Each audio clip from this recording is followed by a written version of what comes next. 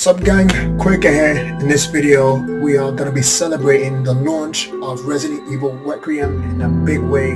That's right, we're going to be ranking up the best Resident Evil games ever made.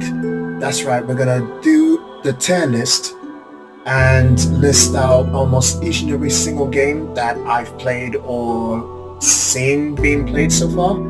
And hopefully this video is to your liking. So if you like this video, feel free to give a like and also subscribe. Let's get it.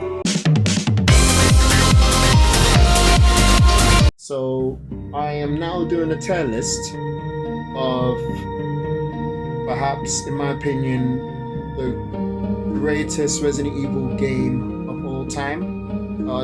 Most of the games I played, some of them that I haven't, but I have seen on YouTube, or I've seen my family played it when I was young. I haven't been able to cover all of the Resident Evil games, including the spin-offs, but what you see here are the titles that I've been associated with for the past 30 years since the first one came out. So we're gonna start from, you know what? Let's start with Resident Evil Dead Aim. The story isn't really all that, but it's there, and also the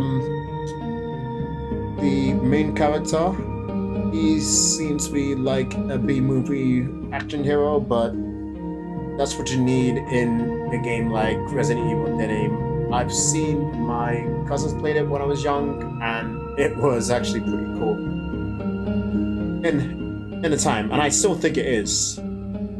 It's not really one of the best games of all time in my opinion, in terms of how well it's aged, and it's not like any other Resident Evil game, but it is, what I can see, a worthy game of the Resident Evil title, simply because it is just that cheesy. It's really good, especially with the gunplay. It is just so good. So I will probably put this on a C list.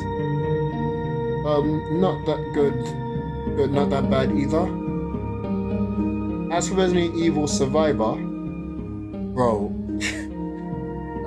my dad used to play this quite a lot, along with Resident Evil 1, 2, and 3. It was just it's simply because the gunplay, and I can't remember what it is, but there's something about the dialogue which I think it's just pretty comical, but at the same time it's pretty iconic. Like the part when the guy on the phone speak to the guy who can't remember his name, who is amnesiac. He said, "Vincent, you are a murderer. A murderer." Yeah, the dialogue is cheesy, but it's definitely goated.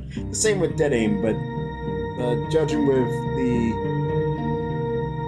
graphics, the puzzles, the shooting mechanics and all that, and somewhat replayability, I'd say it's definitely on a B tier, because I have been through this game when I was young and it has not been down. So Resident Evil Deadly Silence is one of the games that actually interested me, because believe it or not, that's actually the only Resident Evil game that I can tolerate as a tank control type of game, in terms of like the accessibility and its use of the touchpad and stylus pen for the Nintendo DS, and not to mention the graphics for the Nintendo DS. It is not that bad. It is just not that bad, and it's a really good port for the Nintendo DS. So I'm gonna put this on a B tier as well.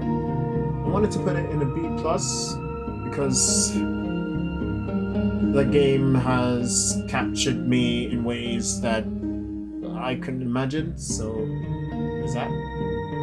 Okay, so Resident Evil, no questions asked. It's perhaps the game that has impacted gaming in itself because the remake, it is just so good. It even brought Shinji Mikami-san as the director, and if it ain't broke, don't fix it, but just tune it up a little bit with some parts of the game that is new but really fit into the Resident Evil legacy, especially the first game. Like, there are new scenes, there are improved dialogue, and the fact that you can use a knife to make sure the zombie doesn't eat you, it's really appreciated. And as well as that, it adds a bit of tension because when the zombie goes down, you need to make sure he stays down, because if not, you need to say hello to the Crimson Head. So you need to make sure you get yourself a lighter and like a fuel and just to light him up quickly. So it adds a proper good depth, and for that, I'm just gonna give it an S tier, straight up. And Resident Evil 2, no questions asked, it's going to the S tier because of its replayability and its iconic characters and the music, the set pieces, all of that is just absolute genius. It's just genius. Okay, so we'll see with Code Veronica. Perhaps not only the best Dreamcast game ever made, but the best Resident Evil game, one of the best Resident Evil games ever played, because of its structure, its world building, especially the Ashford mansion, and the return of Wesker, Claire, Chris. Steve Burnside is an absolute god of a new character, really add the emotional depth to the story. And you know what? It's just simply that type of game, you know.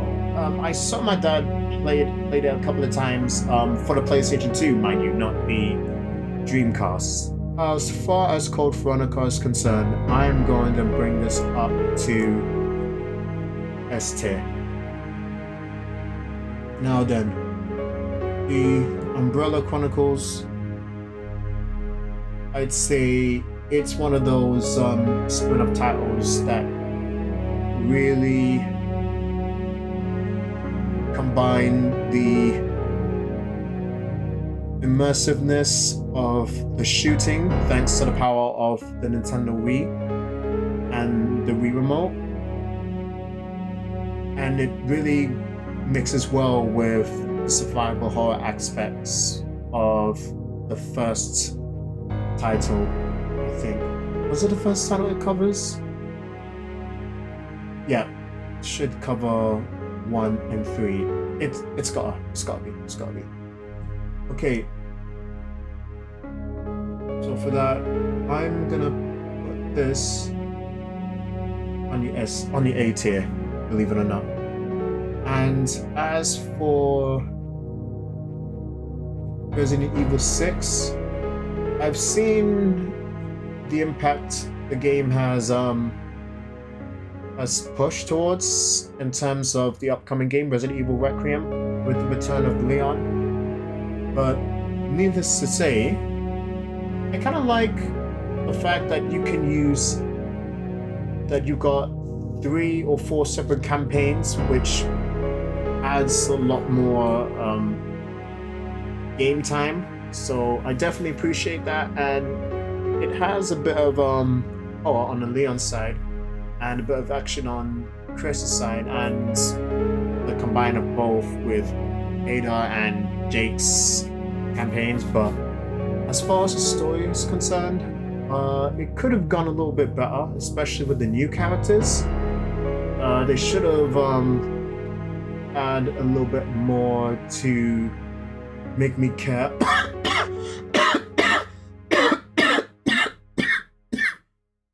Oh my goodness. To make me care about the new characters, especially Elena Harper. Trust me, she's a woman with a vengeance, but I don't think her vengeance towards Simmons hasn't been put through, hasn't been,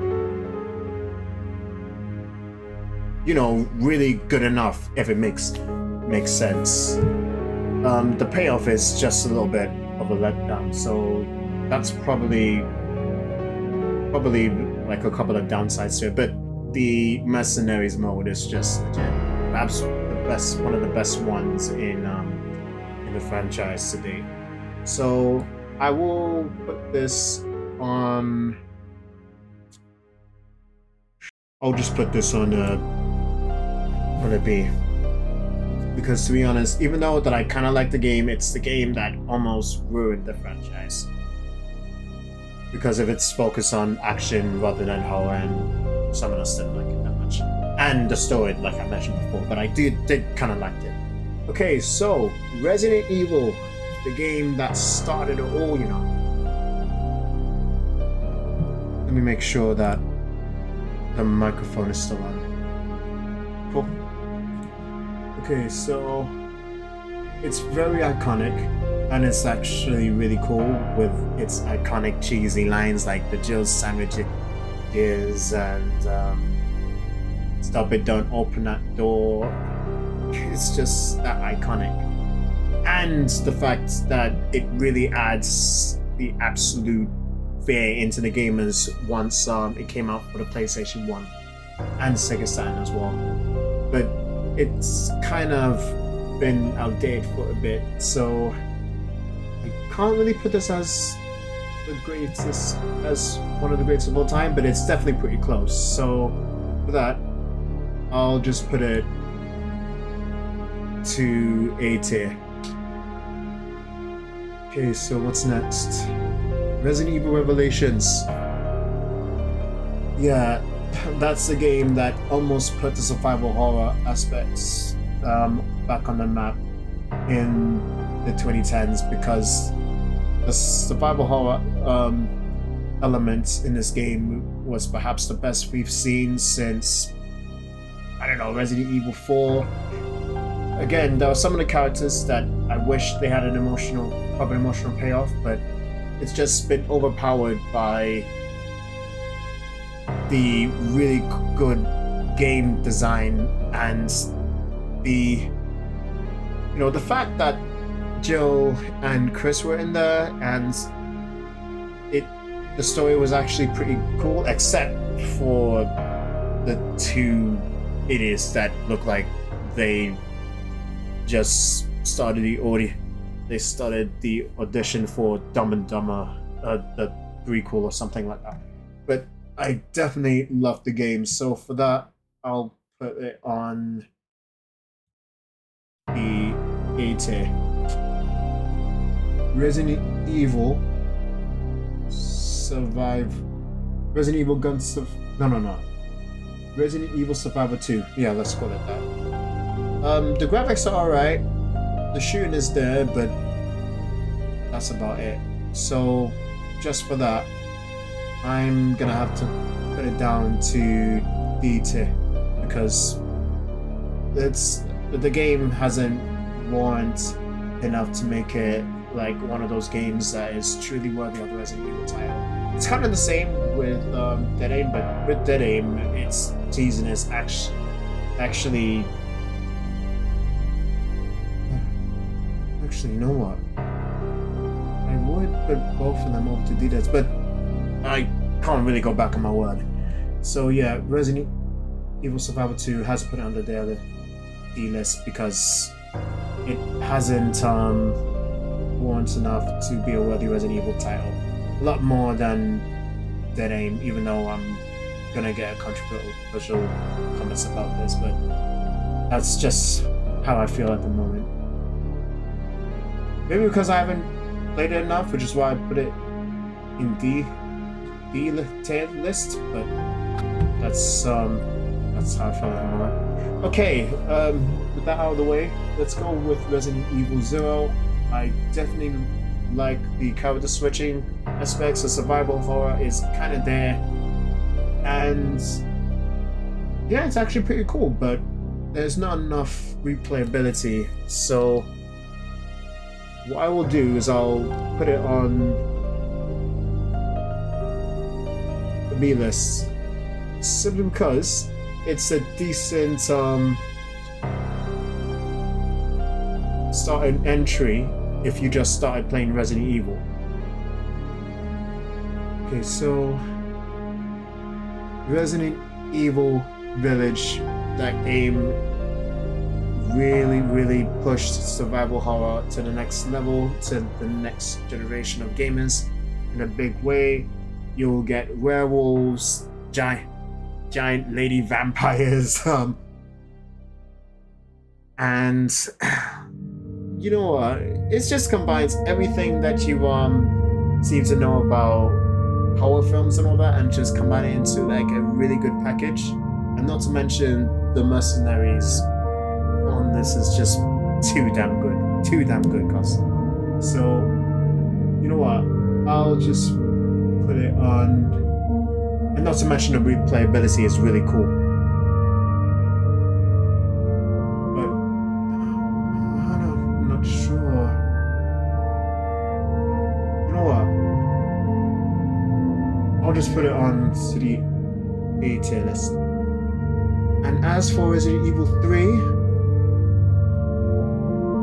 yeah, it's going straight to S tier because of the choices that you'll have to make.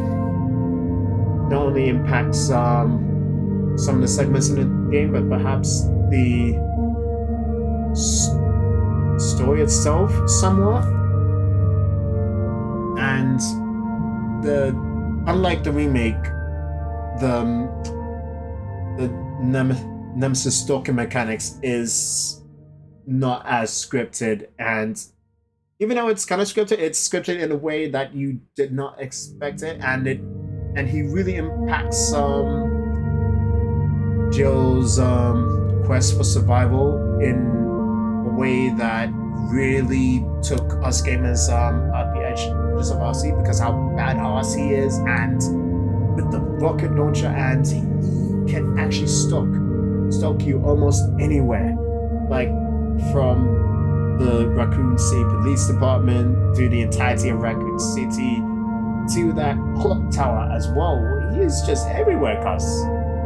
So yeah, that is definitely going to the S tier. Resident Evil 5. It's a game that's sort of the downside, but at the same time, it's the game that is definitely worthy of the Resident Evil name because of the production value, and the corrupt gameplay is too damn good. I'm just gonna give it the A list. I'm gonna give it an A tier list. Resident Evil 3. I did play it. I did the walkthrough for it. I definitely like the fact that they tried to remake the game from Resident Evil 2, just to keep the remake trend going in a positive way. But because of the short gameplay, because of the short campaign, and the fact that Nemesis is more predictable than the original games, I just think that it's kind of disappointing. So I have to put it down to a C list alongside Dead Aim. Okay, Resident Evil 4, without a doubt, going to the S tier. Same with its remake brethren, because you know what? The game has just combined action and horror in a way that really defines gaming itself. Like the over-the-shoulder view, the shooting, and the intensity that it brings with all those Ganados around you. It's just too much, man. Too much. And Resident Evil 4, the remake, I just played it. You guys can guess how I feel about it. It's just that phenomenal. So yeah, it's going to the S tier. Oh yeah, I just make a duplicate of Resident Evil 3, so I'll probably just ignore that. Resident Evil 2, that's definitely going to the S tier. And the Dark Side Chronicles. Okay, that's a hard one. I mean, the story that it brings between Leon and Krauser, it definitely carried on with Resident Evil 4, not only the original one, but the remake as well. So, if you want to learn more about the relationship between Krauser and Leon, I think you definitely need to play this game. And again, the immersiveness of using the Wii remote to shoot zombies is really good. So you know what? I'll just put it to A, simply because of the fact that it's covers Code Veronica, I believe, and Resident Evil 2. It's got to cover Resident Evil 2. Okay, and Resident Evil Biohazard. Like, fam, I struggled to get through that game because of how scary it is. It's just a game that's really gotten spooky as well. How it's got iconic villains on there, the swearing, the dialogue, and